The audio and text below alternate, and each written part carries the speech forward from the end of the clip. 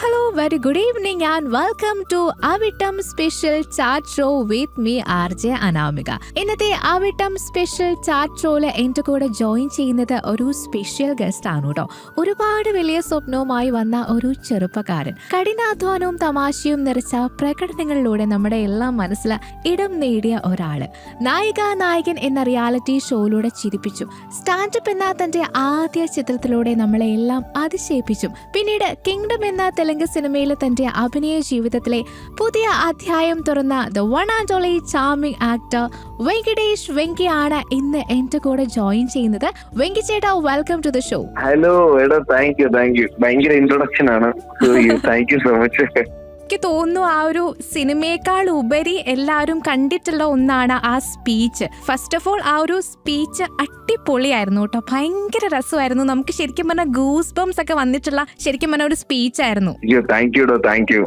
നമ്മുടെ ഒരു പ്രിയപ്പെട്ട ഒരാള് വന്നിട്ട് ആ ഒരു എന്താ പറയുക, ഒരു ഇൻട്രോവേർഡ് ആയിട്ടുള്ള ഒരാള് ആ ഒരു സ്റ്റേജിൽ കയറിയിട്ട് ആ ഒരു സ്റ്റേജ് ഹോൾ ഓഡിയൻസിനെ ക്യാരി ചെയ്ത് കണ്ടപ്പോൾ സത്യം പറഞ്ഞാൽ ഭയങ്കരമായിട്ട് നമുക്ക് സന്തോഷം തോന്നി. അതൊരു ഭയങ്കര ഭാഗ്യമാണ് ബേസിക്കലി. അപ്പം ഞാൻ അവിടെ ഇങ്ങനെ ഒരു എന്റെ കാര്യവും എന്റെ ഇത് ഞാൻ അവതരിപ്പിച്ചപ്പോ ആൾക്കാരെല്ലാരും പറഞ്ഞത് ബ്രോ യു ഷുഡ് വിൻ, നിങ്ങൾ ജയിക്കണം. ലൈക്ക് അതായത് പേഴ്സണലായിട്ട് ചിലര് നമുക്ക് ആഗ്രഹിക്കൂലേ ബ്രോടോ, ഓക്കെ നീ ഒന്ന് ജയിച്ചു കണ്ടാൽ മതി എന്നൊക്കെ പേഴ്സണലായിട്ട് വരുന്ന ഒരു സ്നേഹം ഉണ്ടല്ലോ.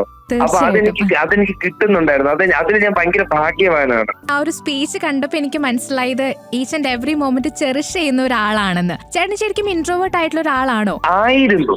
പിന്നെ സാഹചര്യങ്ങളൊക്കെ നമ്മളെ കുറച്ച് എക്സ്ട്രോവേർട്ട് ആക്കി വിട്ടതാ. തീർച്ചയായിട്ടും. അതെ എടോ, നമുക്ക് ഒരു ലൈഫേ ഉള്ളൂ എന്ന് പറഞ്ഞ ജീവിതത്തിലെ എല്ലാ കാര്യവും നമുക്ക് ചെറിഷ് ചെയ്യാൻ പറ്റുമെന്ന് ചോദിച്ചാൽ എനിക്ക് അറിയില്ല.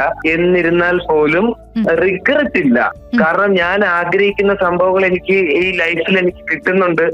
അതിനേക്കാളും പ്രതീക്ഷിക്കുന്നതിനേക്കാളും എനിക്ക് കിട്ടുന്നുണ്ട്. അപ്പം അതിൽ ഞാൻ ഭയങ്കര ലക്കിയാണ്, ഭയങ്കര ഗ്രേറ്റ്ഫുൾ ആണ്, ഹംബിൾഡ് ആണ്. അപ്പം ഇങ്ങനെ എന്റെ ഒരു അവസ്ഥയിൽ ഞാൻ ഒരിക്കലും അത് സന്തോഷിക്കാതെ ഇനിയും വേണം എന്ന് പറഞ്ഞിട്ട് വിഷമിച്ചുകൊണ്ടിരിക്കാൻ പാടില്ലല്ലോടോ. എന്തായാലും നമ്മൾ ഇനി അടുത്തടുത്ത സ്റ്റേജുകളിൽ പോകണം, ഇനിയും വലിയ വലിയ പരിപാടികൾ ചെയ്യണം, വലിയ സ്റ്റാർ ആവണം എന്നൊക്കെയാണ് ആഗ്രഹം. എന്നിരുന്നാൽ പോലും ഇപ്പം ഞാനിരിക്കുന്ന സിറ്റുവേഷനിൽ ഞാൻ ഭയങ്കര ഗ്രേറ്റ്ഫുൾ ആണ്.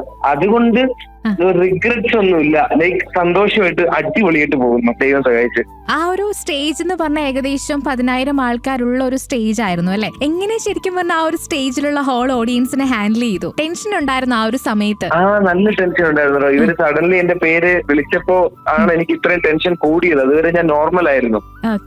പിന്നെ എന്താ വെച്ചാൽ എനിക്ക് ഇത്രയും ആൾക്കാരെ ഞാൻ ഫസ്റ്റ് ടൈം ആണ് അഡ്രസ് ചെയ്യുന്നത്. അപ്പം എനിക്ക് എങ്ങനെ സംസാരിക്കണം എന്നുള്ള കാര്യം എനിക്ക് അറിയില്ല. അപ്പം നിങ്ങൾക്ക് ആ വീഡിയോ കണ്ടാൽ നിങ്ങൾക്ക് മനസ്സിലാവും. ഞാൻ ചിലപ്പോൾ ചില സമയത്തൊക്കെ ഞാൻ അലറുകയാണ്. കാരണം എനിക്ക് അറിയില്ല എങ്ങനെ അഡ്രസ് ചെയ്യേണ്ടത്. എന്റെ ഉള്ളിൽ സന്തോഷവും എക്സൈറ്റ്മെന്റും എല്ലാം ഓവർഫ്ലോ ആയതാണ്. മിക്സ്ഡ് ഇമോഷൻസ് ആയിരുന്നു ആ ഒരു ടൈമിൽ അല്ലേ? ഭയങ്കര ഇമോഷണൽ ആയിരുന്നു. കാരണം അന്ന് രാവിലെ ഞങ്ങളുടെ ഡയറക്ടർ എന്നെ വിളിച്ചു, അമ്മയോട് സംസാരിച്ചു. അപ്പം ഇതെല്ലാം ഒരൊറ്റ ദിവസത്തിലാണ് നടക്കുന്നത്. അപ്പൊ ഞാൻ ഭയങ്കര ഇമോഷണൽ ആയിരുന്നു അന്നത്തെ ദിവസം. അതിനകത്ത് ചേട്ടൻ പറഞ്ഞിട്ടുണ്ടായിരുന്നു ആദ്യമായിട്ടാണ് എനിക്ക് വേണ്ടി ഒരു കാരവൻ മുമ്പിൽ തുറക്കുന്നത്. ശരിക്കും പറഞ്ഞാൽ ആ ഒരു കാര്യം കേട്ടുമ്പോൾ നമുക്ക് തന്നെ സന്തോഷവും വരുന്നുണ്ട്, അറ്റ് ദ സെയിം ടൈം വിഷമവും വരുന്നുണ്ടായിരുന്നു. ചേട്ടൻ ശരിക്കും പറഞ്ഞാൽ ആഗ്രഹിച്ചിട്ടുള്ള ഒരു മൊമെന്റ്. ബേസിക്കലി ഇപ്പൊ കാരവൻ അല്ല, ഒരു ഗിമ്മിക്സാ, ഒരു ബോണസാ. ഓക്കെ, അപ്പം ഞാൻ അതിൽ എവിടെ എന്താ പറഞ്ഞു വെച്ചാൽ ഫസ്റ്റ് ടൈം എനിക്കൊരു കാരവൻ ഡോർ കിട്ടിയത് ഈ സിനിമയിൽ നിന്നാണ്. അപ്പൊ ഇതിനു മുന്നേ ഞാൻ കാരവാനിൽ കയറിയിട്ടുണ്ട് എന്റെ മറ്റു പടങ്ങളില്. മേക്കപ്പ് ചെയ്യും, ഞാൻ തിരിച്ചു വരും. പക്ഷെ ഇവിടെ എനിക്ക് അങ്ങനെ അല്ലായിരുന്നു. എന്റെ പേരൊക്കെ കാരവാനിൽ. അപ്പം ഞാൻ ആഗ്രഹിച്ചിട്ടുണ്ടോ? ഞാൻ ആഗ്രഹിച്ചിട്ടുണ്ടായിരുന്നു. അതെനിക്ക് ഈ പടത്തിലൂടെ കിട്ടി. ആ ഫസ്റ്റ് ഡേ ഞാൻ അത് എൻജോയ് ചെയ്തു.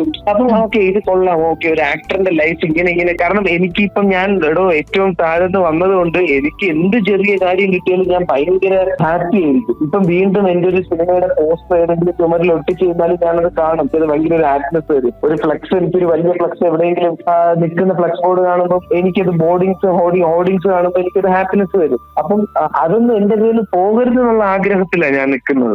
ബാക്ക്ഗ്രൗണ്ട് ആർട്ടിസ്റ്റിൽ നിന്നാണല്ലോ ശരിക്കും പറഞ്ഞാൽ സ്റ്റാർട്ട് ചെയ്യുന്നത്. അപ്പൊ അതിനുശേഷം പ്രീസ്റ്റ്, സ്റ്റാൻഡപ്പ് തുടങ്ങിയ സിനിമകളിലൊക്കെ അഭിനയിച്ചിട്ടുണ്ട്. പക്ഷെ ഒരു 9 വർഷത്തെ ഒരു ഗ്യാപ്പ് ശരിക്കും പറഞ്ഞിട്ടുണ്ടായിരുന്നു. അതിനുശേഷമാണ് ഇപ്പൊ ഒരു നമ്മുടെ ലൈഫിനെ തന്നെ മാറ്റിമറിച്ച് അല്ലെങ്കിൽ ഗെയിം ചേഞ്ചർ ആയിട്ടുള്ള ആ ഒരു കിങ്ഡം എന്ന സിനിമ എത്തിയിട്ടുണ്ടായിരുന്നത്. എങ്ങനെയായിരുന്നു അതിലേക്കുള്ള ജേർണി എന്ന് പറയുന്നത്? എടോ, ഞാൻ ആദ്യം താൻ പറഞ്ഞ പോലെ ബാക്ക്ഗ്രൗണ്ട് ആർട്ടിസ്റ്റിൽ നിന്ന് തുടങ്ങി ഞാൻ ഫേസ്ബുക്കിലും ഇൻസ്റ്റാഗ്രാമിലും, അന്നൊക്കെ ഇൻസ്റ്റാഗ്രാം ഇല്ല, അന്നൊക്കെ ഫേസ്ബുക്കിലൂടെ അസിസ്റ്റൻസിനും അസോസിയേറ്റ്സിനും ഡയറക്ടേഴ്സിനും ഞാൻ ചാൻസ് ചോദിക്കുന്ന വ്യക്തിയായിരുന്നു. അങ്ങനെ ചാൻസ് ചോദിച്ചാണ് എനിക്ക് അനിൽ എബ്രഹാം എന്ന് പറഞ്ഞ ഒരാള് എനിക്ക് വെളിപാടിന്റെ പുസ്തകത്തിൽ വിളിക്കുകയാണ് എന്നെ. അപ്പൊ ഡയലോഗൊന്നും ഇല്ലാന്ന് ഓൾറെഡി എന്നോട് പറഞ്ഞിരുന്നു, പക്ഷെ കുഴപ്പമില്ല. പിന്നെയാണ് ഞാൻ മനസ്സിലാക്കുന്നത് വെളിപാട് പുസ്തകമാണ് പടം, ലാലേട്ടൻ പടമാണെന്നൊക്കെ. പിന്നെ എനിക്ക് ആ പടത്തിൽ ഡയലോഗ് കിട്ടി. ഈ അനിലേട്ടനാണ് എന്നെ വിളിച്ചിട്ട് പറയുന്നത്, നായിക എന്ന് പറഞ്ഞൊരു പരിപാടിയുടെ ഓഡിഷൻ നടക്കുന്നുണ്ട്, പോയി അറ്റൻഡ് ചെയ്യാൻ. അങ്ങനെ ഞാൻ ഓഡിഷന് പോയി. ലക്ക് കൊണ്ട് മാത്രമാണ് എനിക്ക് ആ നായികൻ എനിക്ക് കിട്ടിയത്. ഈ നായികന്റെ മൈൻഡ് പഠിപ്പിക്കാൻ വന്ന ബിനു എന്ന് പറഞ്ഞ സാറാണ് സ്റ്റാൻഡപ്പ് എന്ന് പറഞ്ഞ പടത്തിലെ കാസ്റ്റിംഗ് ഡയറക്ടർ. അങ്ങനെ പുള്ളി എന്നെ സ്റ്റാൻഡപ്പിന്റെ ഓഡിഷനിലേക്ക് വിളിക്കുന്നു. സ്റ്റാൻഡപ്പിന്റെ ഓഡിയോ ലോഞ്ചിലാണ് മമ്മൂക്കയെ ഞാൻ കാണുന്നത്, പ്രീസ്റ്റിലേക്ക് ഞാൻ വരുന്നത്. ഓൾസോ സ്റ്റാൻഡപ്പിന്റെ ഓഡിയോ ലോഞ്ച് ത്രൂ ആണ് ഞാൻ വേദയിലേക്ക് എത്തുന്നത്. അങ്ങനെ പ്രീസ്റ്റ് ചെയ്യുന്നു, എനിക്ക് പോക്കോ കിട്ടുന്നു. അങ്ങനെ ഞാൻ വേദ ചെയ്തു. വേദയുടെ ട്രെയിലർ കണ്ടിട്ടാണ് എനിക്ക് തമിഴ് പടത്തിന്റെ റിബലിന് വിളിക്കുന്നത്. ഈ റിബലിന്റെ ട്രെയിലറോ എന്തോ എന്റെ ഒരു ഫോട്ടോയോ എന്തോ ഇൻസ്റ്റാഗ്രാം ത്രൂ എന്തോ കണ്ടിട്ടാണ് ഇൻഡസിലെ കോള് വരുന്നത്. അപ്പം ഈ എന്റെ ആദ്യം തൊട്ടുള്ള പടങ്ങളെ എന്റെ ലൈഫ് ചേഞ്ചിങ് മൊമെന്റ്. ഇപ്പൊ ഈ ഒരു നായകൻ ഞാൻ കണ്ടിട്ടുള്ള ഷോ ആണ്, എനിക്കും ഒരുപാട് ഇഷ്ടമുള്ളൊരു ഷോ ആയിരുന്നു. ലാൽ ജോസ് ഒക്കെ ഉണ്ടായിരുന്നല്ലോ. അപ്പം ആ ഒരു ഷോയിൽ നിന്നും ചേട്ടൻ പഠിച്ചിട്ടുള്ള ഒരു ലെസൺ അല്ലെങ്കിൽ ഒരു പാഠം എന്തായിരിക്കും? പാഠം എന്താണെന്ന് വെച്ചാൽ എപ്പോഴും നമ്മൾ ഫോക്കസ്ഡ് ആയിരിക്കണം എന്നുള്ളതാണ് പാഠം. നമ്മുടെ വർക്കിൽ നമ്മൾ ഫോക്കസ്ഡ് ആയിരിക്കാം. നമ്മളവിടെ കളി പറയും, തിരി പറയും, കോമഡി അടിക്കും, എല്ലാം ആയിരിക്കും. പക്ഷെ ക്യാമറയുടെ ഫ്രണ്ടിൽ വരുമ്പോൾ നമ്മൾ അത്രയും ഫോക്കസ്ഡ് ആയിട്ട് നിൽക്കണം. കാരണം ഇതൊരു കളിച്ച കളിയല്ല. അപ്പം ഇത് ഭയങ്കര നമ്മൾ ബഹുമാനിക്കേണ്ട ഒരു ആർട്ടാണ് ബേസിക്കലി സിനിമ എന്ന് പറയുന്നത്. അപ്പം ക്യാമറയുടെ മുന്നിൽ നമ്മൾ ജെന്യുവൻ ആയിട്ട് നിൽക്കുക, മെയിൻലി ഫോക്കസ്ഡ് ആയിട്ട് നിൽക്കുക എന്നുള്ളതാണ് ഞാൻ ഈ നായികനിലൂടെ പഠിച്ചത് ബേസിക്കലി. അത് ലാൽ ജോസ് സാർ തന്നെയാണ് പറഞ്ഞത്, ഫോക്കസ്ഡ് ആയിരിക്കണം. ഒരു ആക്ടറിന് എപ്പോഴും വേണ്ടത് ഒരു ഫോക്കസ് വേണം. അയാൾ ചെയ്യാൻ പോകുന്ന കാര്യങ്ങൾ എന്താണെന്ന് അയാൾ ക്യാമറയുടെ മുമ്പേ നിൽക്കുമ്പോൾ അറ്റ്ലീസ്റ്റ് ഫോർ 10-15 സെക്കൻഡ് അയാൾ അതിലേക്ക് ആയിരിക്കണം എന്നൊക്കെ പറയും. ഓക്കെ, അപ്പൊ ചേട്ടാ ഇപ്പോ കുറച്ച് നെഗറ്റീവ് ഷെയ്ഡുള്ള കഥാപാത്രങ്ങൾ ചെയ്തിട്ടുണ്ടായിരുന്നല്ലോ. ഇപ്പൊ സ്റ്റാൻഡപ്പിലാണെങ്കിലും ഒരു ടോക്സിക് ബോയ് ഫ്രണ്ടിന്റെ ഒരു റോളായിരുന്നു ചെയ്തിട്ടുണ്ടായിരുന്നത്. നമ്മളിപ്പോ ഒരു സിനിമയിലേക്ക് വരുന്ന ഒരാള് ഏറ്റവും കൂടുതൽ ആഗ്രഹിക്കുന്നത് ഹീറോ ആയിട്ട് സിനിമയിൽ ഒരു ചാൻസ് കിട്ടിയിരുന്നെങ്കിൽ എന്നുള്ളൊരു ആഗ്രഹത്തിന് പുറത്ത് മിക്കവരും സിനിമയിലേക്ക് എത്താറുണ്ട്. ഇപ്പൊ ഈ ഒരു നെഗറ്റീവ് ഷെയ്ഡ് ചെയ്യാനായിട്ട് ചേട്ടൻ എന്തെങ്കിലും ഒരു ബുദ്ധിമുട്ടോ അല്ലെങ്കിൽ ഒരു താല്പര്യക്കുറവോ ഫസ്റ്റ് ടൈം തോന്നിയിട്ടുണ്ടായിരുന്നോ? ഇല്ലടോ, ഇല്ല. കാരണം എനിക്ക് ആദ്യമായിട്ട് അവസരം കിട്ടുന്നതാണ്. എനിക്ക് വേറെ എന്റെ ഒരു പടം ഇറങ്ങി, അത് ഡ്രോപ്പ് ആയി പോയി. ആ സമയത്ത് എനിക്ക് ഇങ്ങനെ സ്റ്റാൻഡപ്പിൽ വരുന്നത്. അന്ന് രജീഷ വിജയൻ ജൂൺ ചെയ്തിട്ട് നിൽക്കുകയാണ്. അപ്പൊ എന്തുകൊണ്ടും രജീഷ വിജയൻ ഉണ്ട്, അർജുൻ അശോകനുണ്ട്, നിമിഷ സജയനുണ്ട്. അപ്പൊ ആ പടത്തിന്റെ ഭാഗമാവുക എന്നുള്ളത് മാത്രമേ നമുക്ക് ചെയ്യാൻ പറ്റുള്ളൂ. അതിനകത്ത് നമ്മൾ ഇന്ന കാര്യങ്ങളെ ചെയ്യുള്ളൂ എന്നുള്ള ഒരു സാധനം എന്റെ മൈൻഡിൽ ഇല്ലായിരുന്നു. അങ്ങനെ അത് ചെയ്തു. പിന്നെ അതുപോലത്തെ ഷെയ്ഡുള്ള കഥാപാത്രങ്ങൾ വന്നു തുടങ്ങി. പിന്നെ ഒരു പോയിന്റിൽ ഞാൻ വിചാരിച്ചു ഒരേ സാധനമാണ് ചെയ്യുന്നത്, എന്തെങ്കിലും ഒരു മാറ്റം വരുന്ന രീതിയിൽ. എനിക്ക് ദൈവം കറക്റ്റായിട്ട് ഒരു പ്രോപ്പർ വില്ലൻ പരിപാടിക്ക് വേദയിലൂടെ ഒരു ഹീറോ പരിപാടി എനിക്ക് തന്നു, ഒരു വില്ലൻ പരിപാടി റിബലിന് തന്നു, അതിനുശേഷം കിങ്ഡത്തിൽ തന്നു. അപ്പം ഇനി എന്റെ ആഗ്രഹം എന്ന് പറഞ്ഞാൽ ഇതാ ഒരു പ്രോപ്പർ അടിപൊളി ഹീറോ പരിപാടി, ഒരു റൊമാൻറ്റിക് പരിപാടി, ത്രില്ലർ, അങ്ങനത്തെ പല ജോണറുകളും ചെയ്യുക എന്നുള്ളതാണ്. ഇപ്പോ വിജയ് ദേവരകൊണ്ട സർ ആണെങ്കിലും ഇതിന്റെ ഡയറക്ടർ ആണെങ്കിലും ചേട്ടനെ വിശേഷിപ്പിച്ചത് ഡെഡ്ലി ആക്ടർ എന്നാണ്. അപ്പൊ ആ ഒരു കാര്യം കേട്ടപ്പോ ചേട്ടന് ശരിക്കും പറഞ്ഞാൽ എത്രത്തോളം സന്തോഷമുണ്ടായി? Of course. പക്ഷെ ആ ഒരു മൊമെന്റ് എല്ലാവരും ആഗ്രഹിക്കുന്ന ഒരു മൊമെന്റ് ആയിരിക്കുമല്ലോ. ആ ഒരു മുരുകൻ എന്നൊരു കഥാപാത്രത്തെ ഷേപ്പ് ചെയ്തെടുക്കാൻ വേണ്ടിട്ട് അത് എത്രത്തോളം ഹെൽപ്പ് ചെയ്തിട്ടുണ്ട്? എടാ, ഞാനൊന്നും ചെയ്തിട്ടില്ല. എന്റെ എന്റെ ഡയറക്ടറാണ് എന്നെ പ്രോപ്പർ ആയിട്ട് എന്നെ ഗൈഡ് ചെയ്ത് മോൾഡ് ചെയ്ത് കൊണ്ടുപോയത്. അപ്പൊ ഒബ്വിയസ്ലി ഡയറക്ടർ എന്നെ ഇതിനകത്ത് കാസ്റ്റ് ചെയ്തപ്പോ പോലും ഒരു ഓഡീഷൻ പോലും എനിക്കില്ലായിരുന്നു. പുള്ളി എന്തോ ഗെറ്റ്സിന്റെ പുറത്ത് എനിക്ക് ഇത്രയും വലിയൊരു കഥാപാത്രം തന്നത്. എന്നിട്ട് പുള്ളി എനിക്ക് ലൈക്ക് ഇത്രയും പുള്ളി പറഞ്ഞിടാ നിന്റെ പരിപാടി കൊള്ളാം, അടിപൊളിയായിട്ട് ഇത് ചെയ്തിട്ടുണ്ട് എന്ന് അന്ന് പറഞ്ഞപ്പോ എനിക്കത് ഭയങ്കര ഇമോഷണൽ ആയിരുന്നു. വിജയ് സാറ് പറഞ്ഞപ്പോ ഭയങ്കര ഹാപ്പി ആയിരുന്നു. നമുക്ക് ഇനിയുണ്ടല്ലോ, നമുക്കൊരു ത്വരയുണ്ടല്ലോ, ഇനി നല്ല അടിപൊളി പരിപാടികൾ ചെയ്യണം. പക്ഷെ ഞാനും ആഗ്രഹിച്ചിട്ടുണ്ട് എന്റെ പെർഫോമൻസ് എല്ലാവരും നല്ലതെന്ന് പറയുന്ന ഒരു ദിവസം. കാരണം എനിക്കൊരു പോസിറ്റീവ് സൈഡ് എന്താണെന്ന് വെച്ചാൽ ഞാൻ ഇതിൽ മുന്നേ ചെയ്ത സിനിമകൾ, അപ്പൊ അതിൽ എന്റെ പെർഫോമൻസ് എന്തെങ്കിലും പ്രശ്നം ഉണ്ടായപ്പോ പോലും ആൾക്കാർ പറഞ്ഞു തരും. അതായത് ബ്രോ ഇത് നിങ്ങളുടെ ഇത് വർക്കായില്ല, ഇത് കുറച്ച് ശരിയാക്കണം എന്ന് പറഞ്ഞു തരും. അപ്പൊ അങ്ങനെ ഓരോ അറ്റംപ്റ്റ് ആണ് കിങ്ഡത്തിലേക്ക് കൊണ്ടുവന്നതും. പിന്നെ ഗൗതം സാറാണ് ജേഴ്സിയുടെ ഡയറക്ടർ നമ്മുടെ. പുള്ളി കിടിലമായിട്ട് ആൾക്കാരുടെ പെർഫോമൻസ് എടുക്കും. അപ്പം ഇതെല്ലാം കഴിഞ്ഞ് വന്ന് പടം റിലീസായപ്പോ ആൾക്കാരുടെ സൈഡിൽ നിന്ന് നിങ്ങളുടെ പെർഫോമൻസ് നല്ലതായിരുന്നു എന്ന് പറഞ്ഞത് എനിക്ക് ഭയങ്കര ഒരു ഹൈ ആയിരുന്നു. ഓക്കെ, ഇനിയും നല്ല നല്ല പരിപാടികൾ ചെയ്യണം എന്നുള്ള ഒരു ഡ്രൈവിംഗ് ഫോഴ്സ് ആയിരുന്നു അങ്ങനത്തെ വാക്കുകൾ. കിങ്ഡം സിനിമയിൽ ഇത്രയും വലിയ ഓർണമെന്റ്സ് ഒക്കെ ഇട്ട് അങ്ങനെ ഒരു റോള് ചെയ്യൂന്നൊക്കെ പ്രതീക്ഷിച്ചിട്ടുണ്ടായിരുന്നു? ഡയറക്ടർ പറഞ്ഞിട്ടുണ്ടായിരുന്നു ഇത്രയൊക്കെ ഓർണമെന്റ്സ് യൂസ് ചെയ്യണം എന്നുള്ള കാര്യമൊക്കെ പറഞ്ഞിട്ടുണ്ടായിരുന്നോ? ഫസ്റ്റ് എന്റെ ലുക്ക് ടെസ്റ്റിനെ എനിക്ക് അങ്ങനത്തെ ഒരു വേഷവും അങ്ങനത്തെ ഇൻഷർട്ടൊക്കെ ചെയ്ത് ഇത്രയും മാലയും മോതിരവും സ്വർണ്ണവും ഒക്കെ വെച്ചിട്ടുള്ള ഒരു ക്യാരക്ടറാണെന്ന് എനിക്ക് ഫസ്റ്റ് ഒരു ലുക്ക് ടെസ്റ്റ് അങ്ങനെ തന്നെ ആയിരുന്നു. അപ്പൊ ഡയറക്ടർ എനിക്ക് പറഞ്ഞു തന്നിട്ടുണ്ടായിരുന്നു മെയിൻ വില്ലനാണ് ഇവൻ, പക്ഷെ എന്താണ് സീനെന്നൊന്നും എനിക്ക് പ്രോപ്പറായിട്ട് അറിയില്ല. കുറച്ചൊക്കെ എന്നോട് പറഞ്ഞിട്ടുള്ളൂ. പിന്നെ ആ സീൻസ് ഒക്കെ ഡെവലപ്ഡ് ആയതാ. അതിനുശേഷമാണ് അത് ബെറ്റർ ആയതല്ലേ? അതെ, ഇതിന്റെ ഒരു പ്രോസസ്സ്, സിനിമയുടെ ഒരു പ്രോസസ്സിൽ അതിങ്ങനെ ഡെവലപ്പായി സാർ എനിക്കൊരു അടിപൊളി സീൻസും പരിപാടികളൊക്കെ എനിക്ക് തന്നതാണ്.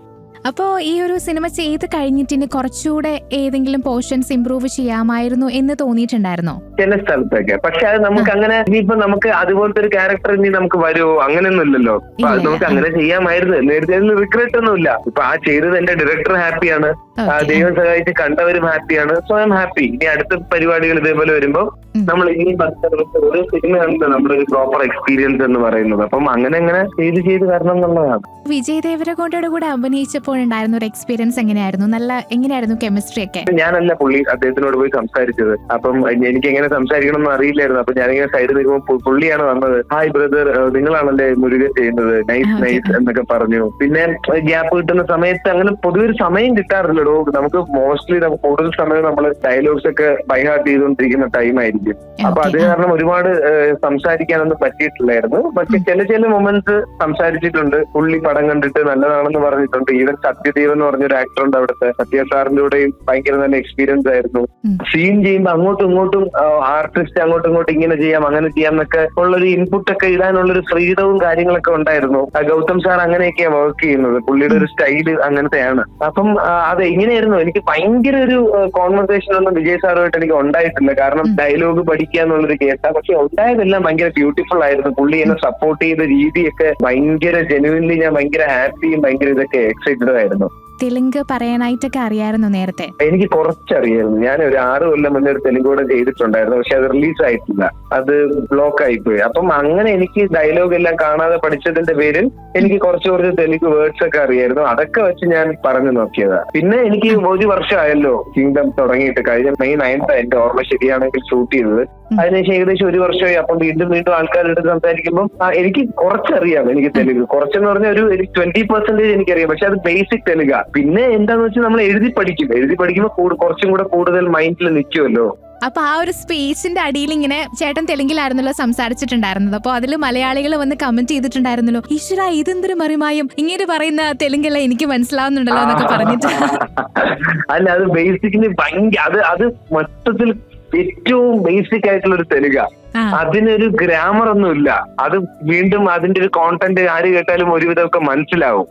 അപ്പൊ കൂടുതൽ തെലുങ്ക് ഞാൻ പഠിച്ചു വരുന്നതേ ഉള്ളൂ. അപ്പൊ ചേട്ടാ, ഇപ്പൊ പ്രീസ്റ്റില് മമ്മൂക്കയുടെ കൂടെ അഭിനയിച്ചിട്ടുണ്ടായിരുന്നു. പേടിയുണ്ടായിരുന്നു മമ്മൂക്കയുടെ കൂടെ അഭിനയിച്ചപ്പോ? ആ ഒരു എക്സ്പീരിയൻസ് എങ്ങനെയായിരുന്നു? പേടിയുണ്ടായിരുന്നു. അതൊരു ഭയങ്കര മൊമെന്റാണ്. നമുക്കൊക്കെ മമ്മൂക്ക എന്ന് പറഞ്ഞാൽ അറിയാലോ, നമുക്കൊക്കെ ലാലേട്ടൻ മമ്മൂക്ക എന്ന് പറയുന്നത് ഒരു വികാരമാണ്. തീർച്ചയായിട്ടും. അപ്പൊ മമ്മൂക്കയാണ് എനിക്ക് പ്രീസ്റ്റിൽ അവസരം വരെ തന്നത്. അപ്പം അന്നത്തെ ഒരു പ്രായത്തിന്റെയും ഇതിന്റെയും കാര്യത്തിൽ മമ്മൂക്ക മാക്സിമം എന്നെ കൂളാക്കാൻ നോക്കിയിട്ടുണ്ട്. നല്ല ആ മനുഷ്യൻ എന്നെ, അതായത് ഈ അസിസ്റ്റന്റ് ഡയറക്ടേഴ്സ് എല്ലാം ഓടി, ഞാനൊരു ടേക്ക് തെറ്റുമ്പോഴത്തേക്ക് ഓടി വരുമ്പോ മമ്മൂക്ക പറഞ്ഞിട്ടുണ്ട്, എന്റെ കുട്ടി ആരും ഒന്നും ചെയ്യല്ലേ, അവനെ ഒന്ന് വെറുതെ വിട് എന്ന് പറഞ്ഞിട്ടുണ്ട് മമ്മൂക്ക. അപ്പം അത്രയും ഒരു നല്ല അവസരം കിട്ടിയിട്ട് കുറച്ചും കൂടെ എനിക്ക് നല്ലതാക്കാമായിരുന്നു, കുറച്ചും കൂടെ കോൺഫിഡന്റ് ആയിട്ട് എനിക്ക് ചെയ്യാമായിരുന്നു എന്ന് എനിക്ക് തോന്നിയിട്ടുണ്ടായിരുന്നു. ഓക്കെ, അപ്പൊ ചേട്ടാ, ഇപ്പോ ഈ ഒരു അഭിനയത്തിനിടയിൽ മറ്റേ സുഡ സുഡ ഇഡ്ലി എന്നൊരു ഇത് സ്റ്റാർട്ട് ചെയ്തിട്ടുണ്ടല്ലോ. അപ്പോ പലരും ഇപ്പൊ ചിന്തിക്കുന്ന കാര്യമാണ്, സിനിമയിൽ അഭിനയിച്ച അവസരം കുറഞ്ഞത് കൊണ്ടാണോ ഈ ഒരു സംരംഭം തുടങ്ങിയത്? അങ്ങനെ ചിന്തിക്കുന്ന കുറച്ചൊക്കെ ആൾക്കാരുണ്ട്. അവരോടൊക്കെ എന്താ പറയാനുള്ളത്? അല്ല, അങ്ങനെ അവർ ചിന്തിക്കുന്നതിന് തെറ്റൊന്നുമില്ല. എനിക്കൊരു പ്ലാൻ ബി വെച്ചിട്ടല്ല ഞാൻ സിനിമയിൽ വന്നത്. എനിക്ക് ഇപ്പോഴും ഒരു പ്ലാൻ ബി ഇല്ല. എനിക്ക് സിനിമയാണ് എന്റെ പ്ലാൻ എയും ബിയും ഇസഡും എല്ലാം. കാരണം എനിക്ക് സിനിമ ഭയങ്കര ഇഷ്ടമാണ്. ആ സിനിമ എന്നെ നോക്കുന്നുള്ള വിശ്വാസം എനിക്കുണ്ട്. സുഡ സുഡ ഇഡ്ലി എന്ന് പറഞ്ഞാൽ നമ്മൾ പെട്ടെന്ന് പയ്യന്മാരെല്ലാരും വെറുതെ ഇരുന്നിട്ട് ഒരു ഇഡ്ലിക്കട തുടങ്ങാം അളിയ എന്ന് പറഞ്ഞതിന്റെ പേരിൽ തുടങ്ങിയതാണ്. ഞങ്ങൾക്ക് അതൊരു ബ്രാൻഡ് ആക്കണം എന്നുള്ള ഒരു ആഗ്രഹമേ ഉണ്ടായിരുന്നുള്ളൂ. ഞങ്ങൾ ഒരു ചെറിയ കടയാണത്. അതിൽ 5 പേരാണ് പാർട്ട്നേഴ്സ്. അപ്പം സാമ്പത്തികം നോക്കിയല്ല ഞങ്ങൾ ആ കട തുടങ്ങിയത്. അങ്ങനെയാണെങ്കിൽ 5 പേര് ഒരിക്കലും വരില്ല, ഒരു 2 പേരോ 3 പേര് മാക്സിമം. പക്ഷെ നമ്മൾ അങ്ങനെയല്ല, നമ്മൾ വെറുതെ സംസാരിച്ചുകൊണ്ടിരിക്കുന്ന സമയം നമുക്കൊരു സംഭവം തുടങ്ങാം. പക്ഷെ ലക്കിലി അതൊരു ബ്രാൻഡ് ആയി വരുന്നു. ഓക്കെ, അപ്പൊ അതിന്റെ ഒരു കടകൾ ഇനി വരുന്നു. അപ്പൊ അതും ഒരു സന്തോഷമാണ്. നമ്മളായിട്ട് ഉണ്ടാക്കിയ ഒരു സാധനമല്ലേ. അപ്പൊ അതിനെപ്പോഴും കുറച്ചും കൂടി ഒരു സന്തോഷം ഉണ്ടാവും. ഉണ്ടാവും. പക്ഷെ നമ്മുടെ പ്രൊഫഷനും പാഷനും ജീവിതവും ജീവനും എല്ലാം നമുക്ക് സിനിമയാണ് അൾട്ടിമേറ്റ്ലി. അതിന്റെ കൂടെ ചെറുതായിട്ടൊന്ന് കൊണ്ടുപോകുന്നതാണ് ഇതല്ലേ? ഇത് ചുമ്മാ ഒരു ഐഡിയയുടെ പേരിൽ, ഒരു എന്റർടൈൻമെന്റിന്റെ പേരിൽ തുടങ്ങിയതാ സുടച്ചുടെ ഇഡ്ഡലി. അത് ഇത്ര ലാഭം ഉണ്ടാവുന്നു അല്ലെങ്കിൽ നമുക്ക് ലാഭം കിട്ടുന്നു അതൊന്നും അല്ല, ഒരു ബ്രാൻഡ് ഉണ്ടാക്കാന്നുള്ള ഒരു സംഭവത്തിലാണ്. ദൈവം സഹായിച്ച് അത് മര്യാദക്ക് വരുന്നു. ഇപ്പൊ ഈ കിങ്ഡം കണ്ടിട്ട് നാട്ടിലൊക്കെ ആൾക്കാരൊക്കെ വന്ന് ചോദിക്കുമല്ലോ, ഞാൻ കണ്ടായിരുന്നു കേട്ടോ മുരുകൻ എന്ന കഥാപാത്രം കണ്ടായിരുന്നു എന്നൊക്കെ പറഞ്ഞിട്ട് നാട്ടുകാരൊക്കെ വന്നിട്ട് അപ്രീഷിയേറ്റ് ചെയ്തായിരുന്നോ? അപ്രീഷിയേറ്റ് ചെയ്യാറുണ്ടായിരുന്നു. അത് കേൾക്കുന്നുണ്ട്, വീട്ടിൽ വരുന്നുണ്ട് ഓരോരുത്തരും. അപ്പം അതൊക്കെ ഭയങ്കര സന്തോഷമുള്ള കാര്യമാണ്. അത് ഭയങ്കര ഗ്രേറ്റ്ഫുൾ ആണ് ഞാൻ. അത്രേ ഉള്ളൂ. എല്ലാ ക്രെഡിറ്റും ഗൗതം സാറിനുള്ളതാണ്. ഗൗതം സാറിനുള്ളതാണ്. അമ്മയൊക്കെ ഭയങ്കര സപ്പോർട്ടീവ് ആണെന്ന് ഞാൻ കേട്ടിട്ടുണ്ട്. അപ്പൊ ഈ ഒരു സിനിമ കണ്ടിട്ട് അമ്മ എന്താ പറഞ്ഞേ? അമ്മ ഭയങ്കര അടിപൊളിയടാ, സൂപ്പർടാ എന്ന് പറഞ്ഞു. അമ്മ വീട്ടിൽ വന്നപ്പോ ഒരു ഡയറി മിൽക്ക് ഒക്കെ തന്നു. അപ്പം ഭയങ്കര ഹാപ്പിയാ. അവര് ഒബ്വിയസ്ലി അവര് സ്വന്തം മോനല്ലേ, അപ്പം എപ്പോഴും പ്രൗഡ് ആയിരിക്കും. ദൈവം സഹായിച്ച് ഇപ്പം എനിക്കും ഇപ്പൊ അമ്മ കണ്ടപ്പം അത്യാവശ്യം ഒരു 80 to 85% ഒക്യുപ്പൻസി ഉണ്ടായിരുന്നു തിയേറ്ററിൽ. അപ്പം അതൊക്കെ എനിക്കും ഭയങ്കര ഒരു ഹാപ്പിനെസ് മൊമെന്റ് ആണ്. ഓക്കെ. അപ്പൊ ചേട്ടാ ഇപ്പോ കരിയറിൽ ഒരുപാട് ബുദ്ധിമുട്ടുകളൊക്കെ ഫേസ് ചെയ്തിട്ടുണ്ട്. ഇപ്പോ നായകൻ കഴിഞ്ഞിട്ടാണെങ്കിലും സിനിമകൾ ചെയ്തിട്ടുണ്ടെങ്കിലും ഒരു 9 years ഗ്യാപ്പ് ഒക്കെ വന്നിട്ടുണ്ട്. അപ്പോൾ ഈ ഒരു ഗ്യാപ്പ് ശരിക്കും പറഞ്ഞാൽ മുന്നോട്ട് പോകാനായിട്ട് ചേട്ടനെ പ്രചോദിപ്പിച്ചത് എന്തായിരുന്നു, അല്ലെങ്കിൽ ഒരു മോട്ടിവേറ്റ് ചെയ്തിട്ടുള്ളത് എന്ത് കാരണമായിരുന്നു? അത് ബുദ്ധിമുട്ടല്ലായിരുന്നു. ഈ 9 വർഷം എക്സ്പീരിയൻസ് ആണ് ബേസിക്കലി. ഓക്കെ. രണ്ട്, ഈ ഗ്യാപ്പ് ഒന്നും നമുക്ക് തോന്നിയിട്ടില്ലാന്ന്. ഡെയിലി ദിവസം ഇങ്ങനെ പോവല്ലേ. 2 വർഷം കൊറോണ കൊണ്ടുപോയി. അപ്പം ഈ ഗ്യാപ്പ് ഒന്നും മെയിൻലി വീട്ടിൽ നിന്ന് തന്നെ ഒരു പോയിന്റ് പോലും പറഞ്ഞില്ലടാ സിനിമയൊന്നും കിട്ടുന്നില്ലെങ്കിൽ എന്തെങ്കിലും ജോലി നോക്കടാ, നീ ഇങ്ങനെ നിക്കണ്ട, വല്ല ജോലി നോക്ക്, കല്യാണ പ്രായമൊക്കെ ഒബ്വിയസ്ലി നമുക്ക് ചോദിക്കല്ലോ എല്ലാ വീട്ടിലും. പക്ഷെ എന്റെ വീട്ടിൽ അങ്ങനെയൊന്നും ഇല്ല. മക്കളെ നിനക്ക് സിനിമയിലെ ഇഷ്ടം, നല്ല സിനിമ വരും, നീ അപ്പൊ ചെയ്താൽ മതി, നിനക്ക് ഇഷ്ടമുള്ളത് നീ ചെയ്താൽ മതി, നിനക്ക് എന്ത് ഹാപ്പി ആയിട്ട് തോന്നുന്നു നീ ആ പരിപാടി ചെയ്താൽ മതി. ഇത് വീട്ടുകാർ പറയുന്നു. പിന്നെ 27-28 വയസ്സ് വരെ എന്നെ നോക്കിയത് വീട്ടുകാരാ. അപ്പം അതിൽ എനിക്ക് ഒരു പ്രഷറും ഇല്ലായിരുന്നു എന്നുള്ളതാ. അതായിരുന്നു എന്റെ ഡ്രൈവിംഗ് ഫോഴ്സ്. ഓക്കെ. അത് ശരിക്കും പറഞ്ഞ നമുക്ക് ഭയങ്കര ഭാഗ്യമാണ്. കാരണം വേറെ ആൾക്കാർ എന്ത് പറഞ്ഞാലും നമ്മുടെ ഫാമിലിയിൽ നമുക്ക് കിട്ടുന്ന സപ്പോർട്ട് അതെപ്പോഴും അത്രയും അധികം പ്രഷ്യസ് ആണല്ലേ. ഇപ്പൊ ചേട്ടൻ ചെയ്തതിൽ ഏറ്റവും ഇഷ്ടപ്പെട്ട ഒരു ക്യാരക്ടർ മുരുകനാണോ, അതോ വേറെ ഏതെങ്കിലും സിനിമയിലെ ക്യാരക്ടർ ഇഷ്ടപ്പെട്ടിട്ടുണ്ടായിരുന്നോ? അങ്ങനെയൊന്നുമില്ലടാ, എനിക്ക് എന്റെ എല്ലാ ക്യാരക്ടറും എനിക്ക് ഇഷ്ടമാണ്. പക്ഷെ ഇപ്പൊ ഞാൻ ചെയ്തിരിക്കുന്നത് മുരുകനാ. അതുകൊണ്ട് എനിക്കിപ്പോ മുരുകനെ ഇഷ്ടമാണ്. അപ്പൊ ഇനി അടുത്തടുത്ത കിടിലം അടിപൊളി പരിപാടികൾ ചെയ്യണം എന്നുള്ളതാണ്. എല്ലാം നമ്മൾ ഇഷ്ടപ്പെട്ട് ചെയ്യുന്നത് തന്നെയാണല്ലോ. ചിലത് വർക്കാവും, ചിലത് വർക്കാവൂല. അങ്ങനെ. അതെ. ഓക്കെ. ഇനി മലയാള സിനിമയിൽ ഏത് ഡയറക്ടേഴ്സിന്റെ കൂടെ വർക്ക് ചെയ്യാനായിട്ടാണ് ചേട്ടന് ഇഷ്ടം? ഏത് ഡയറക്ടറിന്റെ കൂടെ ഞാൻ വർക്ക് ചെയ്യാം. ഓക്കെ. എനിക്ക് അങ്ങനത്തെ ഒരു സംഭവമേ ഇല്ല. നല്ല നല്ല പടങ്ങളിൽ വർക്ക് ചെയ്യുക, ഒരു സ്റ്റാർ ആവുക, ഒരു ബാങ്കബിൾ ആക്ടർ ആവുക എന്നുള്ളതാണ് എന്റെ ഏറ്റവും വലിയ ആഗ്രഹം. ഓക്കെ. ഇപ്പൊ ചേട്ടാ സിനിമയെ കുറിച്ച് സ്വപ്നം കാണുന്ന ഒരുപാട് ആൾക്കാർ ഇന്നുണ്ട്. ഒരുപാടെന്ന് വെച്ചാൽ ഇഷ്ടം പോലെ ആൾക്കാരുണ്ട്. ഇപ്പൊ ഈ ചേട്ടന്റെ ജേർണിന്ന് ചേട്ടന് പറഞ്ഞു കൊടുക്കാൻ പറ്റുന്ന ഒരുപാട് കാര്യങ്ങൾ ഉണ്ടായിരിക്കും. ആ ഒരു ലൈഫ് കടന്നു പോയിട്ടുള്ള കാര്യങ്ങൾ, ഒരുപാട് വിഷമങ്ങൾ ഉണ്ടായിരിക്കും, സന്തോഷങ്ങളുണ്ട്, എല്ലാം മിക്സ് ചെയ്തിട്ടുള്ള ഒരു ലൈഫായിരുന്നു ഈ ഒരു ജേർണി എന്ന് പറഞ്ഞാൽ, ഫിലിമിലുള്ള ഒരു ജേർണി എന്ന് പറഞ്ഞാൽ. അപ്പോൾ ഇന്നത്തെ കാലത്തുള്ള ആൾക്കാർക്ക് അല്ലെങ്കിൽ ചെറുപ്പക്കാർക്ക് ചേട്ടന്റെ ഈ ഒരു ലൈഫിൽ നിന്നും കൊടുക്കാൻ പറ്റുന്ന ഒരു മെസ്സേജ് എന്തായിരിക്കും?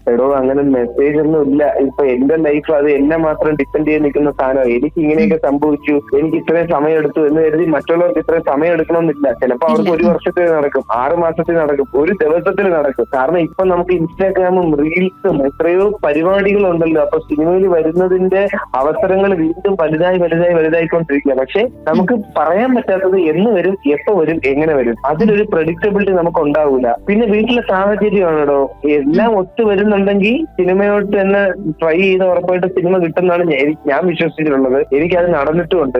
അപ്പം ഇഷ്ടമുള്ള പരിപാടിയാണെങ്കിൽ അതിന് അൾട്ടിമേറ്റ്ലി അതിന് വേണ്ടിയിട്ട് നിൽക്കുക എന്നുള്ളതാണ്. അപ്പൊ സ്വാഭാവികമായിട്ട് അത് നമുക്ക് തരും. സിനിമ എന്തായാലും നമുക്ക് തരൂടോ എന്ന് വിശ്വസിക്കുന്ന ഒരു സംഭവമാണ്. അത് പ്രത്യേകിച്ച് മെസ്സേജ് ഒന്നുമല്ല, അത് എല്ലാവർക്കും അറിയാവുന്ന ഒരു കാര്യമാണ്. വളരെ സിമ്പിൾ ആയിട്ടുള്ള കുറച്ച് ചോദ്യങ്ങൾ. ഓക്കെ. ഇപ്പൊ ചേട്ടൻ രാവിലെ എഴുന്നേക്കാണ്. അപ്പോ ചേട്ടൻ പറഞ്ഞിട്ടുണ്ട് ചേട്ടന്റെ ഫാമിലി ഒരു രജനീകാന്ത് ഫാൻ ആണ്. ഓക്കെ. അപ്പോ രാവിലെ എണീക്കുമ്പോ ചേട്ടന് രജനീകാന്തിന്റെ സൗണ്ട് കിട്ടുകയാണ്. അപ്പൊ ആ ഒരു സൗണ്ട് വെച്ചിട്ട് ആദ്യം ആരെയായിരിക്കും വിളിക്കുക? അമ്മയെ വിളിക്കുമായിരിക്കും, അല്ലെങ്കിൽ ഫ്രണ്ട്സിനെ വിളിക്കുമായിരിക്കും. ഓക്കെ. പക്ഷെ എനിക്ക് അറിഞ്ഞൂടോ, അങ്ങനെ വന്നാൽ ഞാൻ ചിലപ്പോൾ വേറെ ആരെങ്കിലും ഒക്കെ ആയിരിക്കും വിളിക്കുന്നത്. എനിക്കത് അറിഞ്ഞൂടാ ആരെ വിളിക്കുന്നത്. അങ്ങനെ ഇന്ന ആള് മൈൻഡിലൊന്നും ഇല്ല. ആരെ വേണമെങ്കിലും വിളിക്കും. രജനീകാന്തിന്റെ നമ്പർ ഉണ്ടെങ്കിൽ രജനീകാന്ത്. എന്റെ അപരനോ എന്നൊക്കെ പറഞ്ഞ് ചിന്തിക്കുന്നുണ്ടായിരിക്കും അല്ലേ?